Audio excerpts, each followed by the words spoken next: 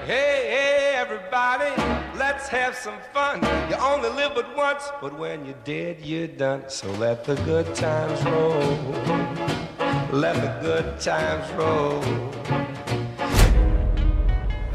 The original Mafia 1 is known for its incredible story, characters, and world, yet also gathered a passionate following due to its attention to detail. Releasing on August 27th, 2002 on PC to critical acclaim, and came to consoles almost 2 years later, and to this day, it stands as the best Mafia story we've experienced in the gaming industry. So the choice made by Hangar 13 to remake a game that is beloved by many, with its story sort of deemed untouchable by fans, it is a brave one, and the release of the trilogy overall was clearly to make money, first and foremost, let's not beat around the bush there, but also to provide a reminder of what fans love about the series, and that, hopefully, it can provide a more positive vibe going into any future games for the studio or the series, yet so far, it looks like it has slightly backfired, especially if all three release with their separate issues at launch. And despite how you may have experienced both the Mafia 2 and 3 definitive editions and what your feelings are towards the quality of the upgrades themselves, they had their issues on release day, and for the week following, a good percentage of players had their experience hampered by annoying bugs, and the console version of Mafia 2 in particular, suffering from visual glitches, pop-in, audio issues during cutscenes, and as of this video's release, still has trouble simply running at even 30 FPS on the consoles. And this is a game that is 10 years old, although was remastered by D3T Limited and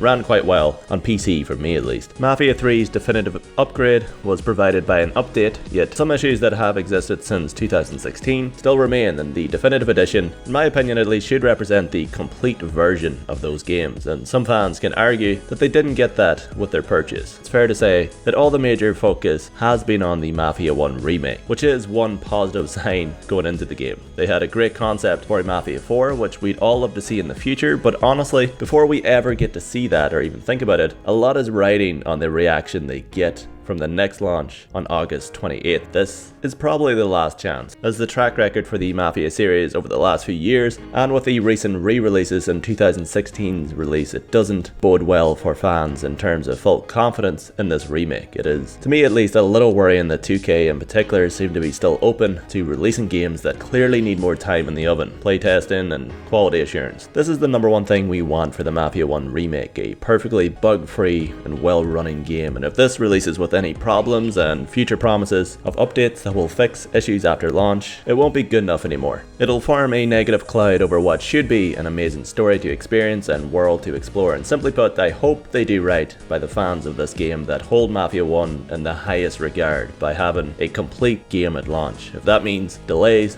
do it. Do not release this with any issues if you're trying to get the game out before next gen, and despite how great the story is, how beautiful the world looks, that will all be overshadowed if this has bugs, and that shouldn't be the case in 2020. Now, trying to look at things positively, Hangar 13 have been working on this non-stop for a few years, and if this is a successful launch that provides the Mafia 1 experience we're all hoping to get and what's being marketed, with the developer's motto for the project internally being, quote, just as good as you remembered, but better, which is a huge statement if that's true, we get an extended narrative that is faithful to the original, a similar mission structure to that game that is perfect for the story it's telling, and a beautiful world with all the attention to detail we love from the original version. And just a reminder, this was a 2002 game. Vehicles show turn signals. It provides a manual gear option for players while driving. You can be pulled over by police for reckless driving. Enemies can even run out of ammo just like Tommy, and much more. So if this remake has all those small details we love and can build upon that in a more fleshed out city with a larger range of licensed songs that help